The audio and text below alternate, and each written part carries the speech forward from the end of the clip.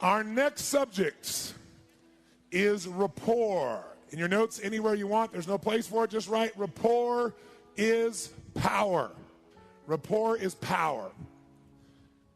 Earlier today we said anything you want to achieve, anything you want to learn, master, experience, there's somebody out there who has a life experience, the understanding, the network, the capital, the thing you need to be able to achieve it. But they're not going to give you what they want, or they're not going to give you what you want, rather, and need, until you first give them what they want and need. And you're not even going to find out what they want and need until you first get in a relationship of rapport. If you don't do that, you're never going to learn anything. Rapport is power. What is a relationship of rapport? Rapport means total responsiveness between people. When someone is totally responding to you, and you're totally responding to them, you're in rapport. There's that connection. It's that spark that happens in certain communications or relationships. Now, everybody wants to create rapport, have it, but most people only get rapport with people who are like whom? Themselves, and they lose with everybody else, which means you got a very limited world. So we want to take it to a different level. So let's say, for example, if I said to you right now, guys, I want you to go out to a local restaurant or bar, and I want you to meet somebody, and I want you to develop rapport with them, a connection with them. How many feel like you could do that? No problem. Say I. And if you're not raising your hand, you're probably selling yourself short. Of course you could. How would you do it, though? You'd walk in this restaurant or bar, you meet somebody, and you'd engage them in conversation by asking a few what? Questions. Now, is it possible to ask a few questions and have a conversation and go poof, and just die? Is that possible? Yes or no? So questions don't create rapport. Questions are a tool we use to dig for something. What are you digging for when you're asking these questions? You're trying to find something in what? That's right. So write in your notes, rapport is created by a feeling of commonality. Rapport is created by a feeling of commonality. Rapport is created by a feeling of commonality. When we feel like we have something in common with someone, there's a spark. Now, here's the problem. If rapport is created by a feeling of commonality, most people try to get rapport by using words. But you've already learned something. What percentage of our communication skills are words? What percentage? 7%, which means you're leaving out 93% of your skills, which is why most people don't get rapport with a large number of people. You know, what do? You walk in a restaurant or a bar and go, hi, what's your name? Where are you from? Why are you here? And the person says, my name's Habib. I'm from Iraq. I'm a terrorist. I'm here to kill people. And you go, amazing. Me too. No. See, words don't always work, do they? But there is something that always works to get rapport, and it's something called matching and mirroring. Matching and mirroring. Now, matching and mirroring came about 35 years ago when we've all done matching and mirroring our whole lives. But the person who pointed out was Milton Erickson. Dr. Erickson was a genius. What he did was he was a medical doctor, but he also was a psychologist and a hypnotherapist, probably the best that ever lived.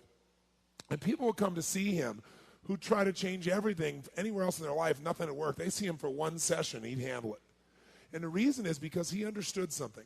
He understood that you have both a conscious mind and a subconscious mind. And he knew the subconscious is more powerful. It's the part that makes your heart beat 100,000 times a day without having to think about it. So he knew if he could influence your subconscious mind, he could change anything, and that's what he did. But here's how he did it. He had polio, so he was in a wheelchair. So he spent an enormous amount of time studying people. And he began to notice something about human beings, that when human beings got together, if they got in rapport, a relationship of responsiveness, they became like each other in a variety of ways. What he called, they mirrored each other. Now, I've taught this for 25 years, so I'm sure you've heard of it. And I've written it in my books, and it's been taught in a variety of other areas now. But it's one thing to know it intellectually or to understand it. It's another thing to know it while you're doing it. And that's what I want to get you to do tonight so you have a real experience of it that you won't forget. But here's the basis of it. People like people who are like whom? Themselves. And people don't like people who are not like themselves. To be more specific, write this down. People like people who are like themselves or who are like how they would like to be. People like people who are like themselves or are how they would like to be. People like people who are like themselves or how they would like to be. So question, I'd like you to think of someone you really, really like a lot. And then if you would, raise your hand if this person is either like you or they're like how you want to be. If that's true, raise your hand and say, I. Of course, that's why you like them. Now, think of someone you don't like. And I'm sure you like everyone, but if you once were an unspiritual person and felt these feelings, someone you don't like, raise your hand if they're not like you or they're not like how you want to be. If that's true, raise your hand and say, I. And that's the opposite. People don't like people who are not like them or are not like how they want to be. That's the bottom line of it. So this concept, Erickson noticed, he used it in the following way. Watch me. If you came in to see Dr. Erickson, instead of talking to you intellectually and trying to get through to you, he'd go right for the jugular by getting your nervous system connected to him, getting rapport. So if you came to him and you said, Dr. Erickson, I don't know, this is a waste of time. I've tried everything, and I don't know, I think I should just go. He would do this. He'd go,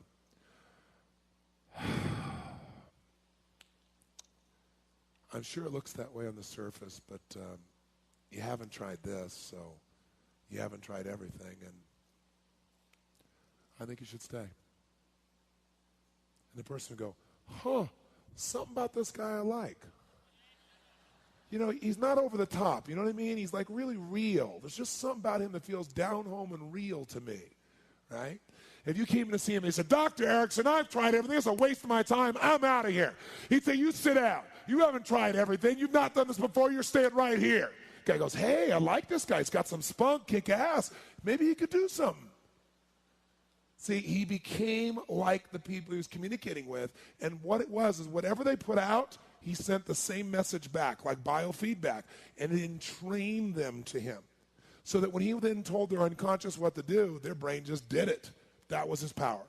Now, we all do this naturally. If you want to have some fun, go out tonight to a singles bar and watch people when they first meet. And then you can see when the rapport happens. If they finally sit down and they'll start to lean in the same direction, they'll start nodding their head at the same tempo. If one's tapping their foot, often you'll see the other one tap their foot. The volume and tone of their voice will start to mirror if they're in rapport.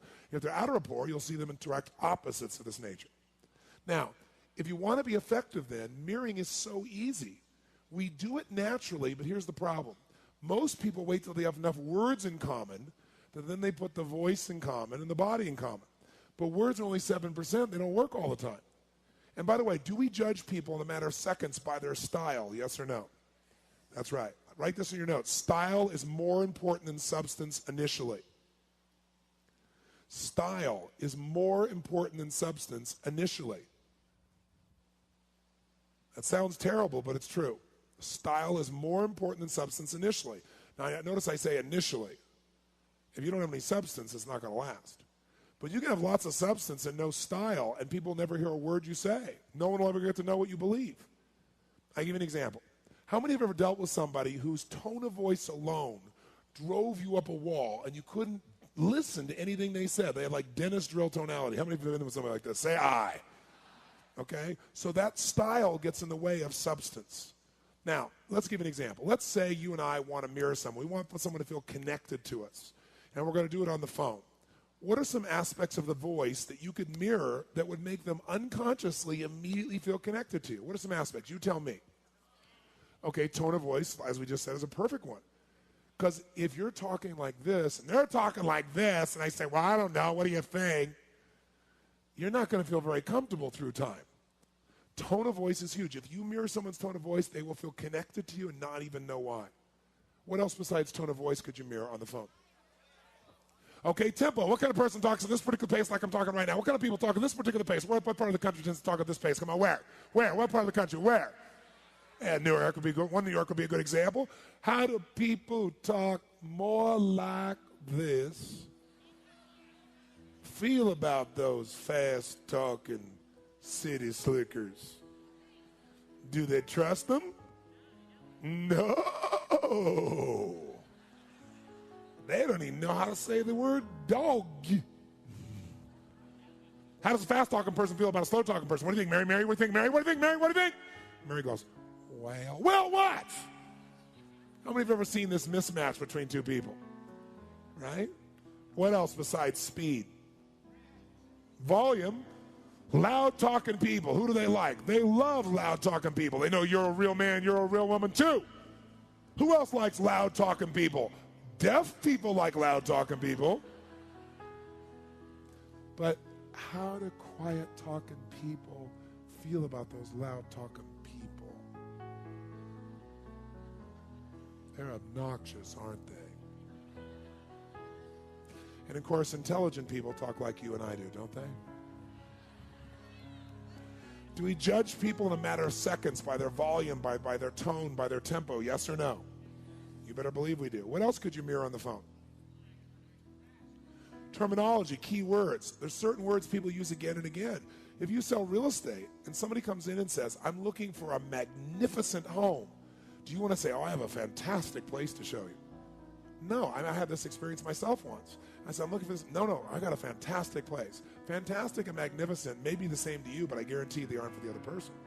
If you mirror their words, they will feel heard, they will feel understood, and they will also feel you're as smart as they are. What else besides words, tone, tempo, volume?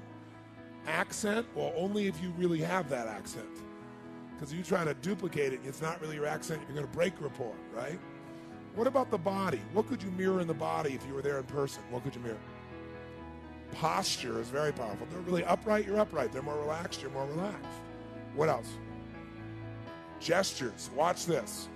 If somebody's talking, and people are funny, when they're making important points, people have idiosyncratic gestures. Idiosyncratic meaning gestures that are all their own. So if you're talking to this guy and he says, I don't think so, I think we ought to do this, and he makes this funny little gesture when he's talking about what he really wants to do. If you turn back to him and say, you know, that's a great idea. Can I ask you a question, though? What if we did this instead? You make that same little motion with your hand and look at him and be like, a friend. You think I'm kidding. You go out tonight at dinner and you find somebody who's on an angle to you or in front of you. Don't even look at them. Just mirror them for 5 to 10 minutes. They reach for the glass, reach for the glass. The glass is empty, no one's going to notice. Just reach for the glass.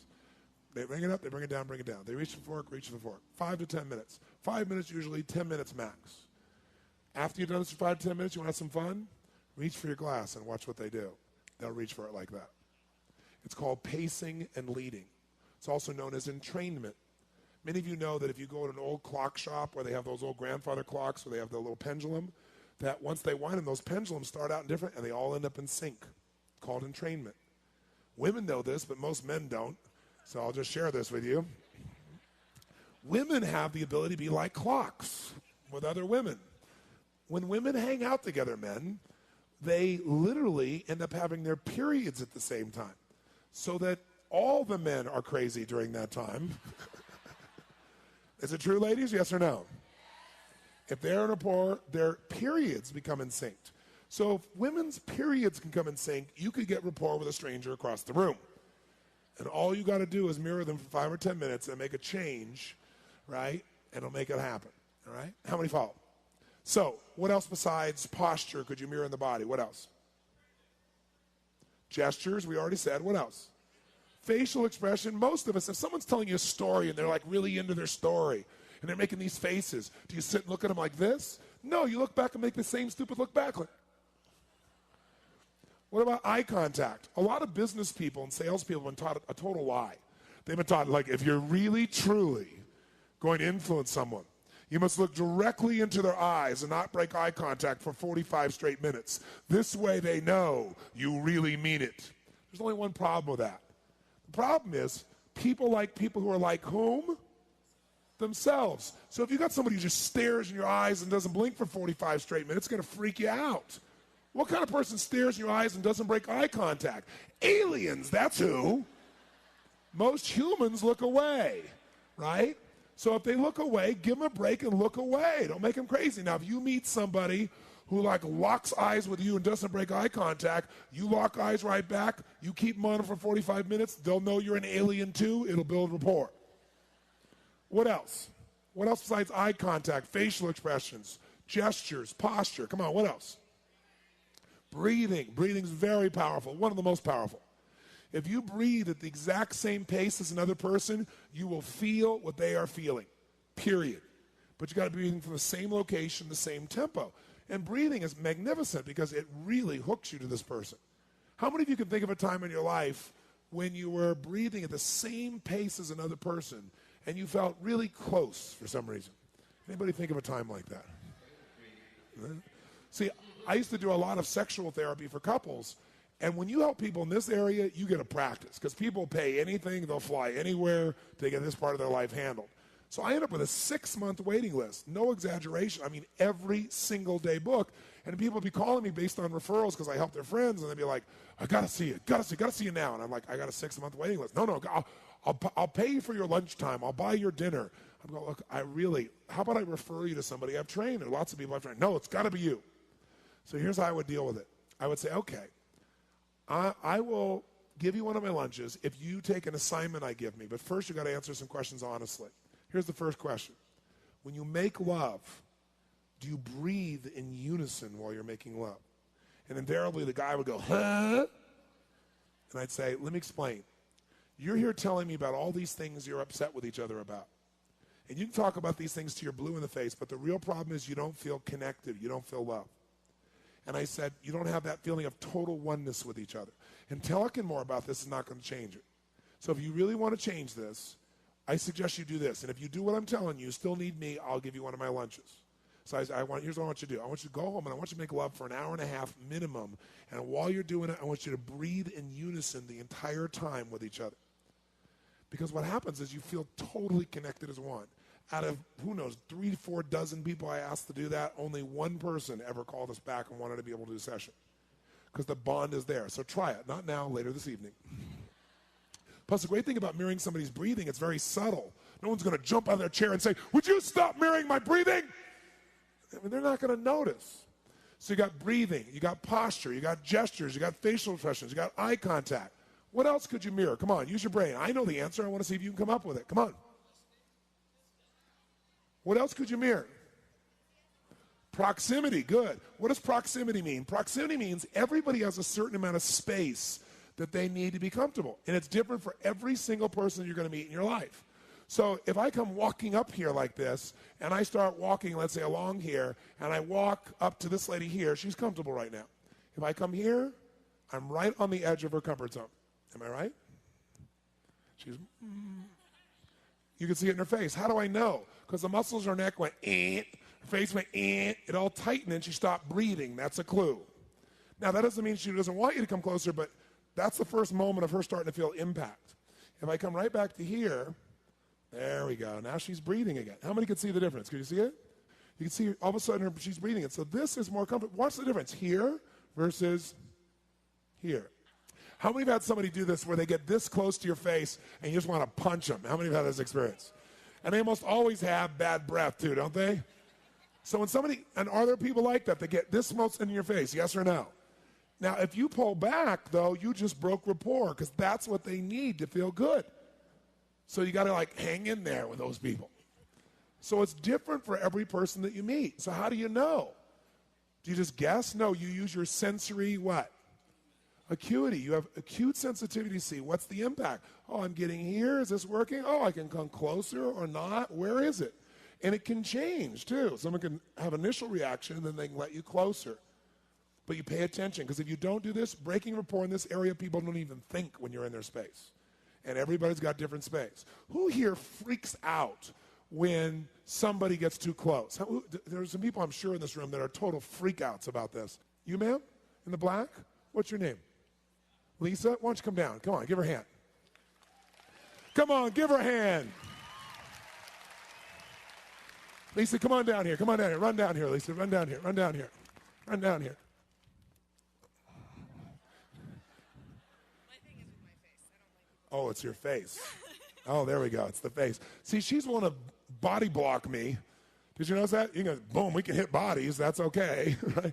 But the face. Watch what happens if you get in the face. So are you enjoying the seminar? What's been your favorite part? Not this part. Not this part. Where are you going?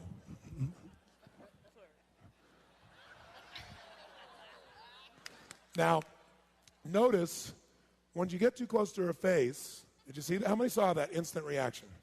Okay? She not only pulls back, she snaps to the side. Because most people have like a force field who have this experience. Hers is more just the face. And if you got closer to her chest or something like that, they'll do one of the things. This kind of person backs off. But most people are more subtle. If you get too close, here's what they do. They start kind of, you'll see them as they're talking to you, they're kind of wavering back and like forth. And if you notice, their ass is moving them further and further back from you, right? Or they'll do this. They'll turn sideways. Because what does that do? It creates a sense of space, okay? So everyone's different. Now hers is not the body, and she's kind of being playful now here with this as well. But the face normally is something for her that's an effect. Now she's going different. She says, okay, I'm comfortable with you. Give her a hand. Thank you very much. Now, there's another one that's critically important, and that's touch. Now, you can get more rapport by touching some people than by anything you could ever say. But again, you got to have some sensory acuity. You can't go up and go, he looks like a toucher. Hey, man, I love your hair. Really good. That's really cool. Really good. You do that, you could get killed. But he's a nice man, so he didn't kill me. So we got to notice how the man shakes hands. Like, he shakes hands. He puts one hand on top of the other. Do you notice this? He reached over. I shook his hand. Immediately, he brings the other hand on top like this. And when he does it, some people, when they shake your hand, they like squeeze it, see if they can break a few of your blood vessels, just to show they're a real man. Other people, they got that fish handshake. But if they fish you, you got to fish them back. Yeah, here we go, fish, right? Because that builds rapport. But in his case, it's like boom, boom, right? And you get more connection and rapport with him with that touch than anything you could ever say. Thank you. So notice, how does a person touch somebody? Like even it's in business. Notice how the businesswoman or man touches their assistant in a non-sexual way. And notice, if they come along and he comes by here and he goes, thanks a lot, Tony, and hits me like this, 3 times on the shoulder. And I come back and I say, thank you, John. I'll get more rapport by that touch than by anything that I could say to him. So touch and proximity are huge, huge. Now you might say, well, this is interesting, Tony, but what are you suggesting? Are you saying something like, okay, they sit down, I sit down. You don't have to mirror everything someone does to have rapport. It's not like they lift their leg, you lift your leg, they lean forward, you lean forward, they sit back, you sit back. You don't have to do that, although believe it or not, you can do it a lot and people not even notice. But for example, you get rapport just with the leg position and maybe the tone of voice, because physiology is 55% of communication. If you're sitting there, let's say you cross your leg like this. Can I cross my leg like this while we're talking? Yes or no? It'll feel comfortable to you. So you start bouncing your foot like this, back and forth. Can I bounce my foot at the same tempo? If I do, you'll feel totally connected to me. If you do it at the same tempo. And by the way, I can do this for a while, and then if I don't like it, I can slow it down, and you'll slow yours down. That's pacing and leading again. But if you do this, if they cross their leg, and now they go uncross, you don't have to uncross the moment they uncross. Wait till you go to say something and say, you know what? Because when you go to speak, speaking requires a change of physiology, and no one will ever notice what you're doing. Right? It's very unique. Now, it is true if, they lean forward. Are you saying, well, right, they lean forward, I lean forward. They lean back, I lean back. They cross their leg, I cross my leg. They pick their nose, I pick my nose. Exactly. No, you don't have to do everything. And if you start going like this, when they're mirroring, you start going, after about 20 minutes, they're going, what's wrong with you? But you'd be surprised. You can mirror people and be mirroring almost everything they're doing, and they rarely, if ever, notice it, right?